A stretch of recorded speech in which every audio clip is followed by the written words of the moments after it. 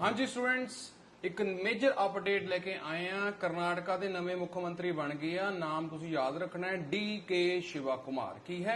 DK. Shiva Kumar. Sir ਜੀ ਕਰਨਾਟਕ ਵਾਲੇ ਤਾਂ ਤੁਸੀਂ ਦੱਸਦੇ ਆ हाँ जी, ਲੇਟੈਸਟ ਕਈ ਸਾਰੇ ਰਾਜਾਂ ਦੇ ਵਿੱਚ ਸੀਐਮ ਬਣੇ ਆ। ਕੀ ਤੁਸੀਂ ਬਾਕੀਆਂ ਬਾਰੇ ਵੀ ਦੱਸ ਦਿਓ। बिल्कुल करांगे, रिवीजन करावांगे। एक मिनट तो पहला पुछी चलो फटाफट, पर नेरी लिया दांगे।